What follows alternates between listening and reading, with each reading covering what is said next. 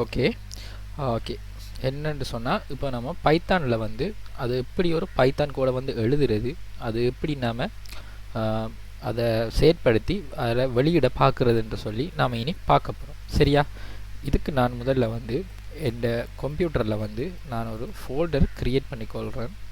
அதுக்கு நான் வந்து கோட்ன்னு சொல்லி ஒரு பேரை வச்சுட்டு அந்த கோடுன்ற ஃபோல்டரை வந்து நான் இங்கே வந்து க்ரியேட் பண்ணிக்கொள்கிறேன். சரியா?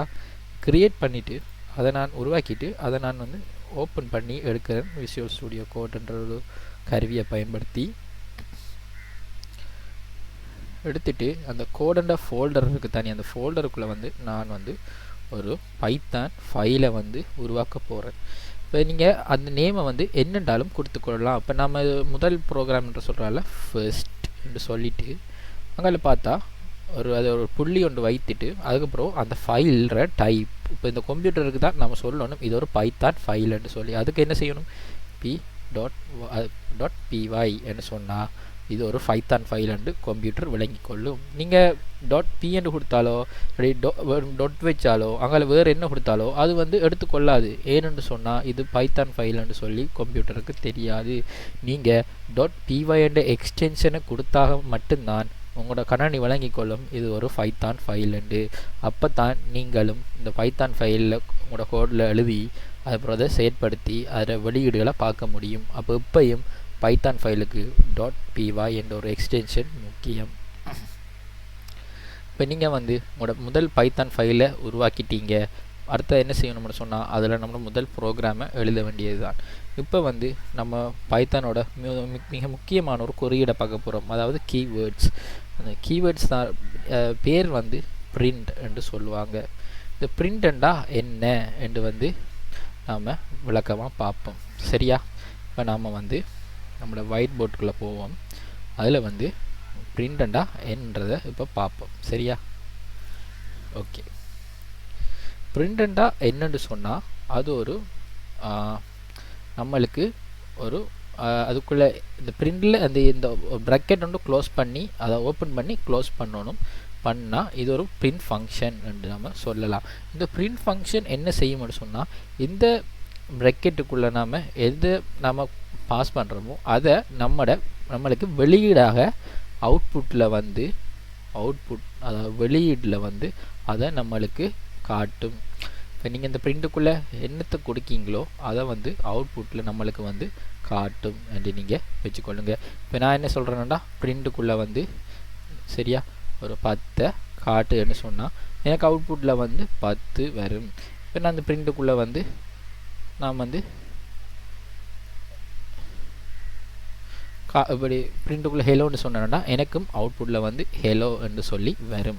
இப்போ இந்த பிரிண்ட் ஃபங்க்ஷன் எப்படி வைக்காது, ஏன் 10 கொடுக்கக்குள்ளே சும்மா கொடுத்துருக்கீங்க, இந்த ஹெலோன்றதை கொடுக்கக்குள்ளே வந்து டபுள் கொட்டேஷனுக்குள்ளே கொடுத்துருக்கீங்க. டபுள் கொட்டேஷன் சொன்னால் இந்த மார்க்கு சொல்கிறேன். சரியா? டபுள் கொட்டேஷனுக்குள்ளே கொடுத்துருக்கீங்கன்னு உங்களுக்கு ஒரு டவுட் வரும். நம்ம ஏன் அதை அப்படி கொடுத்துருக்கோம்ன்ற சொல்லி நம்ம தரவு வகைகளில் அதை விளக்கமாக பார்ப்போம். இப்போதைக்கு நீங்கள் தெரிஞ்சு கொள்ள வேண்டியது வந்து பிரிண்ட் ஃபங்க்ஷனை பற்றி. பிரிண்ட் ஃபங்க்ஷன்டா என்னென்னு சொன்னால் நீங்கள் அந்த பிரிண்ட் ஃபங்க்ஷனுக்குள்ளே என்னத்தை கொடுக்கீங்களோ அதை நம்மளுக்கு வெளியீடில் வந்து அதை நம்மளுக்கு காட்டும், வெளியீடில் நம்மளுக்கு தரும், தோன்றப்படுத்தும் அப்படி நீங்கள் வந்து வச்சுக்கொள்ளுங்க. சரியா?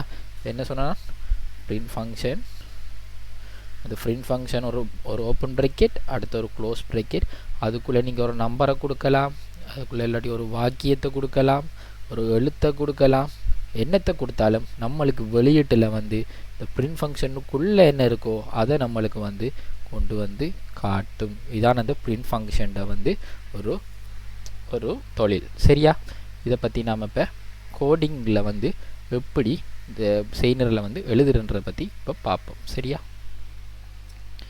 நான் என்ன செய்கிறேன், நான் உருவாக்கின நம்மளோட பைத்தான் ஃபைலுக்கு போயிட்டு இதுக்குள்ளே வந்து எல்லா இடங்கள்லேயும் இந்த உலகத்தில் எல்லா இடங்கள்லேயும் எந்த யூனிவர்சிட்டியானாலும் சரி எந்த ஒரு பாடங்களாக இருந்தாலும் ப்ரோக்ராமிங் சம்மந்தப்பட்ட பாடங்களாக இருந்தாலும் இப்போ இது இல்லை நம்ம பைத்தான் படிக்கிறோம், சில யூனிவர்சிட்டியில் சியை ஃபஸ்ட்டாக படிப்பிப்பாங்க, சி என்ற ப்ரோக்ராம் செய்நிரல் மொழியை படிப்பிப்பாங்க. அதே மாதிரி இங்கே நம்ம பைத்தானை படிக்கும் எது சொன்னாலும் ஹெலோ வேர்ல்டுன்னு சொல்லி ஸ்டார்ட் பண்ணுவாங்க. அதேமாரி நானும் இங்கே ஹெலோ வேர்ல்டு சொல்லி ஒரு ப்ரோக்ராமை ஸ்டார்ட் பண்ணுறேன். ஒரு உலகத்துக்கு ஒரு வணக்கத்தை போடுவோம், இதை வச்சு பைத்தானை வச்சு போட்டுட்டு அது எப்படி நம்மளுக்கு வேலை செய்யுதுன்றதை பற்றி பார்ப்போம். இங்கே என்ன செய்யணும்னு சொன்னால், இதை ப்ரோக்ராம் எழுதிட்டு இன்றைக்கிற ஒரு முக்கோணமான ஒரு குறியை பார்ப்பீங்க. இந்த குறியை நான் வந்து ப்ரெஸ் பண்ணுறதால எனக்கு வந்து அவுட்புட்டில் வந்து ஹெலோ வேர்ல்டு என்று சொல்லி வந்திருக்கு. நான் இப்போ இந்த பிரிண்ட் ஃபங்க்ஷன் என்ன செய்யுதுன்னு நான் உங்களுக்கு சொன்னேன் தானே. இந்த பிரிண்ட் ஃபங்க்ஷன் என்ன செய்யுதுன்னு சொன்னால், இதுக்குள்ளே என்ன கொடுக்குமோ அதை வந்து நம்மளுக்கு வெளியீடாக காட்டும்.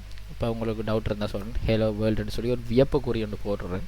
போட்டுட்டு அதை நான் திரும்ப ரன் பண்ணுறேன். பார்த்தீங்கன்னு சொன்னால் ஹெலோ வேர்ல்டுன்னு சொல்லி எனக்கு அந்த அவுட்புட் வறுவிளைவானது வந்திருக்கு. ஏன் இது இன்றைக்கி சொல் மட்டும்தானா வருமென்று சொன்னீங்கன்னா அப்படி இல்லை. நம்ம இதுக்குள்ளே என்ன கொடுக்கமோ அது நம்மளுக்கு காட்டும். உதாரணத்துக்கு நான் என்ன செய்கிறேன், இந்த பிரிண்ட்ன்ற ஃபங்க்ஷனுக்குள்ளே வந்து 10, இந்த பிரிண்ட் சார்புக்குள்ளே வந்து 10 என்று சொல்லி ஒரு நம்பரை கொடுத்துட்டு என்ன செய்கிறேன்னு சொன்னால் இதை திரும்ப ரன் செய்கிறேன். ரன் செய்யக்குள்ளே பார்த்தீங்கன்னு சொன்னால் எனக்கு 10 வருது. அப்போ நம்ம என்ன செய்கிறோம், இந்த பிரிண்ட் ஃபங்க்ஷன் சொல்கிறோம், எனக்கு இந்த 10 காட்டு, இந்த பிரிண்ட் எனக்கு காட்டு, இதுக்குள்ளே இருக்கிற 10 காட்டு என்று சொல்கிறோம். அப்போ என்ன செய்யுது, அந்த 10 வந்து நம்மளுக்கு வந்து காட்டுது. இப்போ உங்களுக்கு வழங்கியிருக்கும் பிரிண்ட் ஃபங்க்ஷன் என்னத்துக்காக பயன்படுத்தப்படுது என்று சொல்லி, என்னத்துக்கு பயன்படுதுன்னு உங்களுக்கு வழங்கிக்கும் தானே.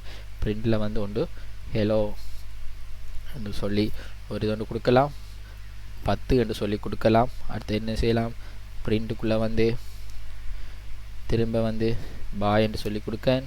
இப்போ பிரிண்ட்டுக்குள்ளே என்ன செய்கிறேன், திரும்ப வந்து ஒரு தசம எண்ணையும் கொடுத்துட்டு எல்லாத்தையும் வந்து நான் என்ன செய்கிறேன், சேவ் பண்ணிவிட்டு கிளியர் பண்ணிவிட்டு இப்போ நான் ரன் செய்கிறேன். எனக்கு பார்த்தீங்கன்னு சொன்னால் இந்த பிரிண்ட் ஃபங்க்ஷனுக்குள்ளே என்னென்ன இருக்கோ அவ்வளவும் வந்து எனக்கு வெளியீடுகளாக காட்டப்பட்டிருக்கு. அப்போ நீங்கள் மனப்பாடம் வச்சு நினைக்கணும்னு சொன்னால் அப்படி வச்சுக்கொள்ளுங்க. பிரிண்ட்னு சொன்னால் நம்ம அதுக்குள்ளே என்ன கொடுக்கமோ அதை அதுக்குள்ளே கொடுக்குறதுல பெறுமதியை நம்மளுக்கு வெளியீடாக காட்டுது என்று வந்து நீங்கள் நினச்சிக்கொள்ளுங்க. சரியா?